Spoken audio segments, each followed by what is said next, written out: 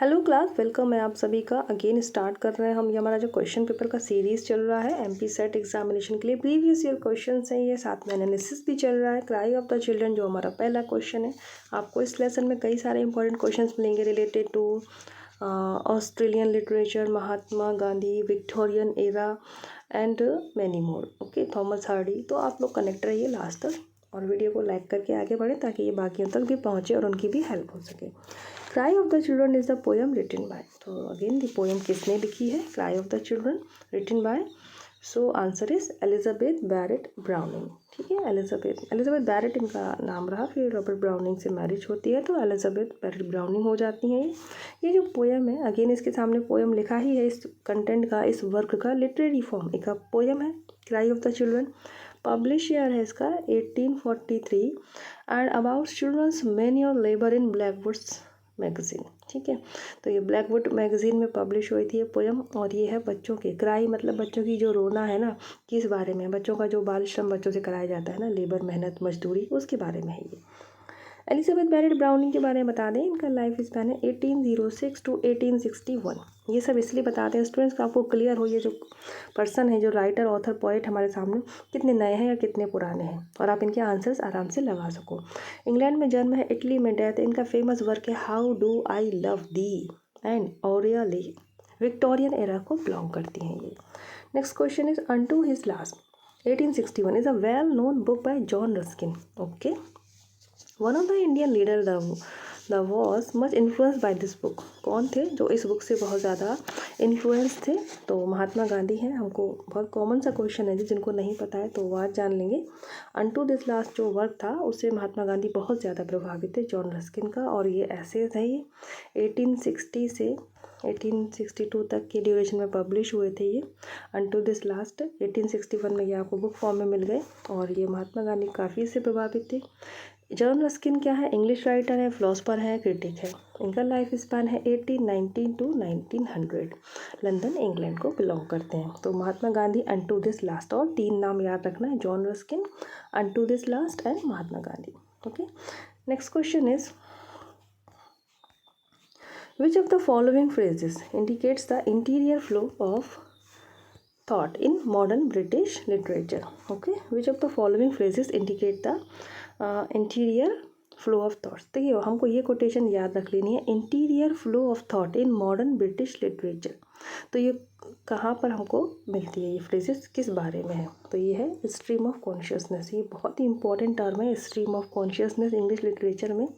देखिए, फ्लो हो रहा है थॉट्स का, थॉट्स भी कैसे? जो हमारे अंदर चल रहे हैं, इंटीरियर यानी अंदरूनी, अंदर हमारे माइंड के अंदर, दिमाग में, जहन में जो भी थॉट्स चल रहे हैं उसको उसको वर्ड में रख देना, उनको किताब में लिख देना, that is stream of consciousness. जी हाँ, कुछ राइटर्स ने ऐसा वर्क भी लिखा है कि बिल्कुल जो माइंड में चल रहा है एज इट इज़ लिख दिया। Stream of consciousness is a narrative style. क्या है ये?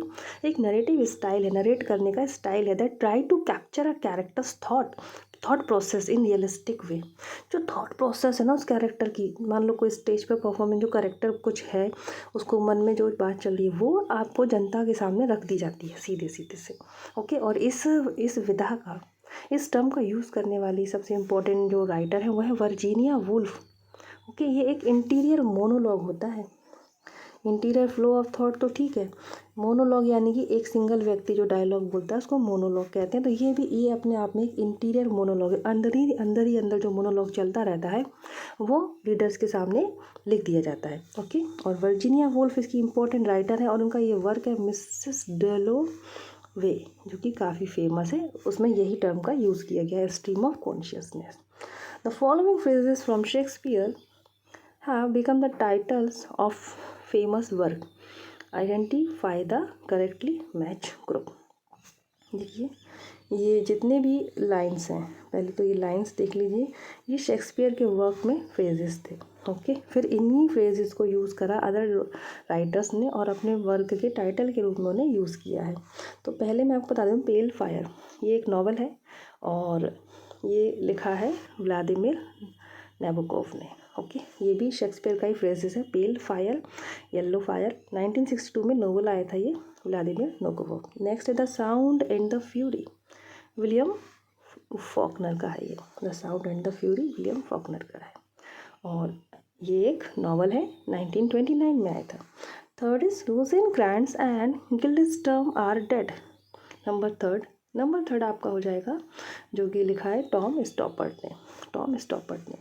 Next is under the greenwood tree, ये आपका है under the greenwood tree, Thomas Hardy का, ठीक है, थॉमस हार्डी जी हैं इसके। एंड ऑफ केक्स एंड इल, ये देखिए ऑफ केक्स एंड इल, ये जो है वर्क आपका समरसेट मॉगम, बी, ऑप्शन बी है। और ये एक मेमोयर है, ये सब कोटेशंस के रूप में वर्ड थे, ये शेक्सपियर के वर्क थे और उसमें इन्होंने इन्हीं फ्रेजेस को उठा के इन ऑथर्स ने अपने वर्क का नाम रख लिया। इंपॉर्टेंट है ये दोनों तरफ से, शेक्सपियर के फ्रेजेस के रूप में भी जान सकते हैं इनको हम, और ये वर्क है तो कौन इसके ऑथर है वो भी हमने देखा। करेक्ट ऑप्शन आपका सी हो जाएगा। Next question is who wrote undertones of war. Undertones of war क्या है, 1928 में लिखा गया था ये एक मेमोयर्स है, ठीक है, ये मेमोयर्स है, संस्मरण जो हिंदी में जिनको कहते हैं, स्मृति जो लिख दी जाती है उस समय क्या क्या घटा था, घटना एज इट इज़, तो इसीलिए इसको मेमोयर्स बोल रहे हैं। ये किसने लिखा था, सोदा आपका आंसर हो जाएगा एडमंड ब्लेंडन। देखिए undertones of war, answer is Edmund Blunden, answer is A. ये एक मेमोयर है, फर्स्ट वर्ल्ड वॉर के समय का है, ये भी ध्यान रखना है। कौन से टाइम के बारे में मेमोरी बताई गई है, फर्स्ट वर्ल्ड वॉर के बाद, पोस्ट टाइम था। और एडमंड ब्लेंडन इंग्लिश पोइट है। ये जो वर्क है पब्लिश हुआ था 1928 में, बता चुकी हूँ मैं। एडमंड ब्लेंडन के बारे में बता दूँ, इनका लाइफ स्पैन है 1896 बॉर्न है एंड 1974 इनका डेथ है, इंग्लैंड में ही। Next question, the Cantos a long poem based on Dante's Divine Comedy. पहली बात तो यहाँ से यही लर्न कर लेना कि जो कैंटो एक लॉन्ग पोएम है जो कि डांटे की डिवाइन कॉमेडी पे बेस्ड है। ये किसने लिखी है, answer is Ezra pound. Ezra pound एक अमेरिकन पोइट और क्रिटिक है, 1885 बॉर्न है इनका, 1972 इनका डिमाइस है। ये जो द कैंटोज है एक लॉन्ग इनकम्प्लीट पोएम है। एजरा पाउंड की कौन सी पोएम है जो इनकम्प्लीट है, कैसे भी क्वेश्चन बने हमको आंसर पता होना चाहिए अगर हम अच्छे से उसको पढ़ रहे हैं, तो द कैंटोज ही है, इनकम्प्लीट पोएम है और इसके 120 सेक्शन है, पब्लिश्ड हुई थी ये 1925 में। एजरा पाउंड जो कि अमेरिकन पोइट एंड क्रिटिक है। Next question, choose from the following correct group of cavalier poet. ठीक है, कैवेलियर पोइट्स कौन से थे, जो कि group of 17th century, England में ग्रुप ऑफ 17th सेंचुरी के टाइम की बात है। इंग्लिश पोइट है ये, दैट सपोर्टेड चार्ल्स वन। ध्यान रखना, चार्ल्स वन को सपोर्ट करने वाले, चार्ल्स वन जो उस समय वहाँ के राजा थे, शासन में थे, उनको उनके सपोर्टर थे cavalier poets and admirer of Ben Jonson. Ben Jonson के एडमायरर भी थे, इसीलिए इनको बेन जॉनसन के बेटा ऐसे कहा जाता है, सन्स ऑफ बेन जॉनसन, ऐसे भी लिखा मिल जाएगा, तो यही है। Thomas Carew, sir John Suckling, Robert Herrick, Richard Lovelace, यही है और नहीं है, देख लीजिएगा। Thomas Carew, John Suckling, Robert Herrick, Richard Lovelace. Next question is Bertolt Brecht play. ये देखिए बर्टोल्ड ब्रेस्ट प्ले कौन सा प्ले है, was written against the backdrop of the rise of Hitler. Rise of Hitler हुआ था, उसमें जो backdrop हुआ था उसके अगेंस्ट में इन्होंने लिखा था।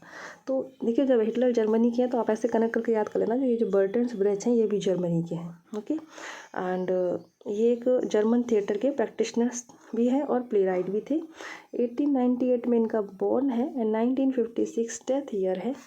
अब जो इनका प्ले है वो है आपका number D, mother courage and her children, जो है हिटलर के बारे में, ठीक है। बेरोल्ड्स ब्रेच जर्मन प्ले राइट हैं और इस वर्क को कोलैबोरेशन में लिखा था एक हेल्पिंग के वे में एक और राइटर के साथ में, मार्गरेट स्टीफन, ओके, और बर्टोल्ड ब्रेच ने, ये भी आ सकता है ना कौन साथ में थे। Next question is Giles Cooper's best known work for television. Important writer है ये, इनका वर्क है जो कि टेलीविज़न में उनके प्ले बना गया, सीरियल बनाया गया था, depicted relation between Britain and Germany, जो इस बारे में था, जो इनका प्ले था उस प्ले का नाम है द अदर मैन। ये डिपिक्ट करता था ब्रिटेन और जर्मनी के रिलेशंस को, ओके। लिखा किसने था, गाइल्स कूपर ने, द अदर मैन। तो इम्पोर्टेंट है, ये बहुत फेमस हुआ था।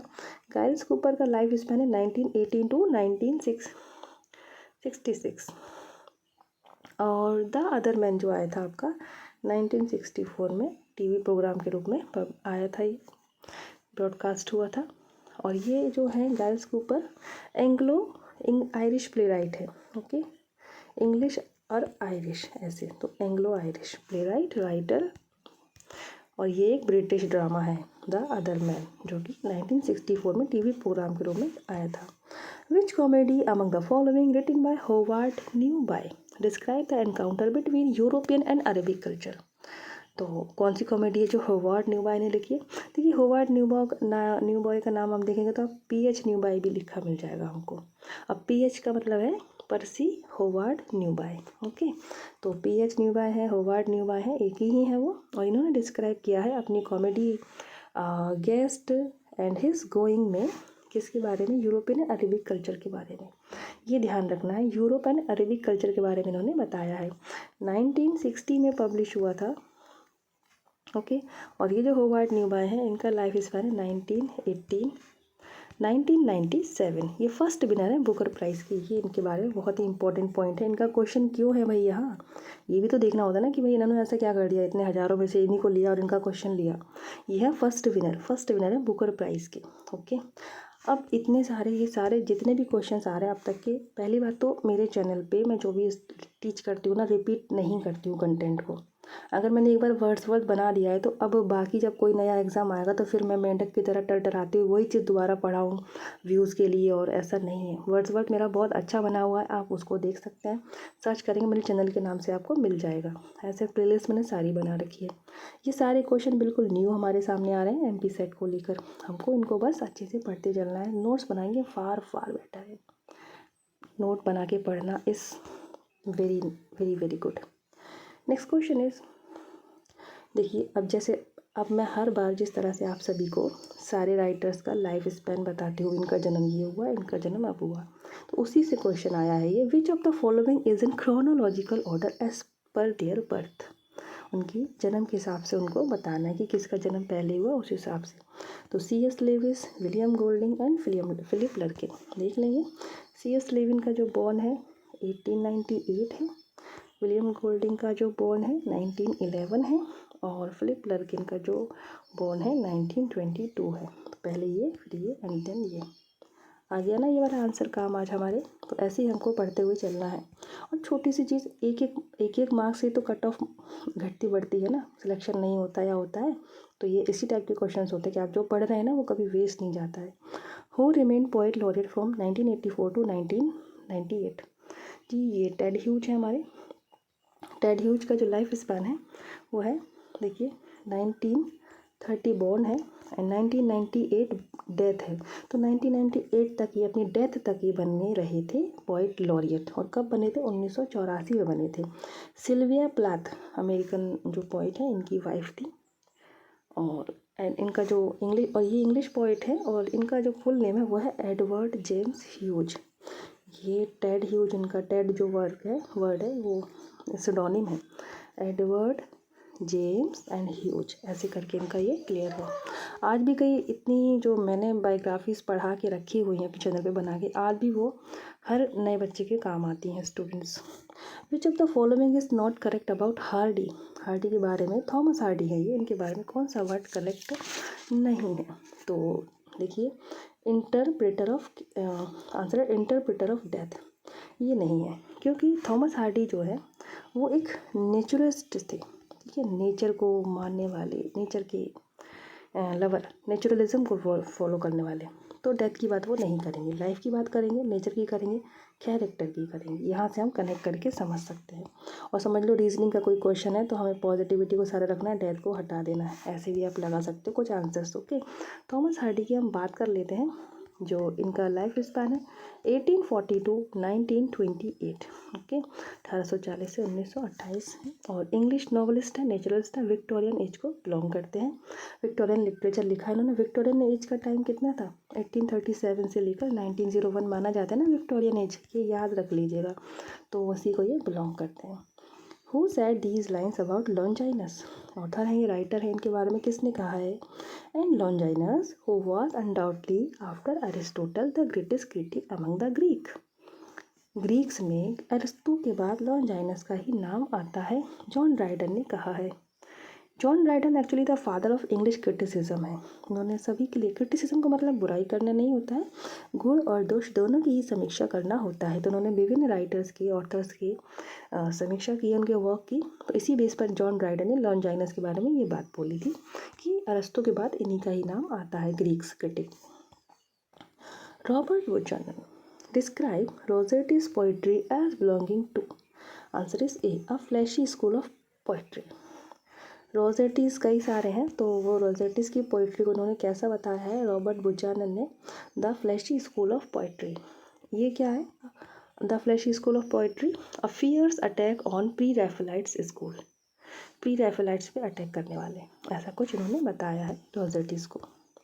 Who set following lines, okay, that those rules of old discovered not devised are nature still but nature methodized।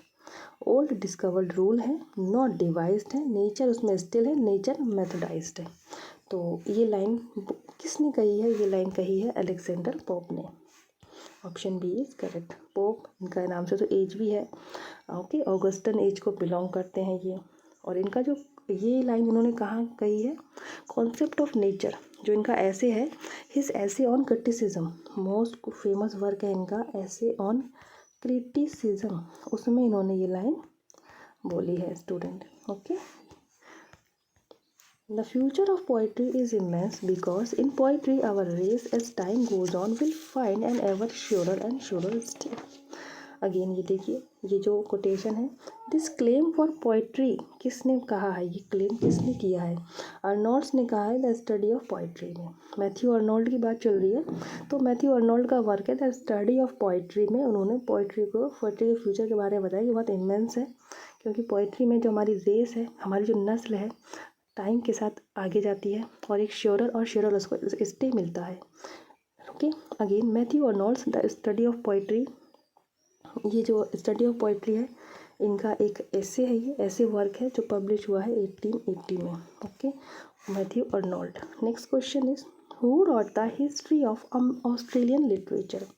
Australian literature history इसमें से किसने लिखी है? Francis Adam, Francis Adam.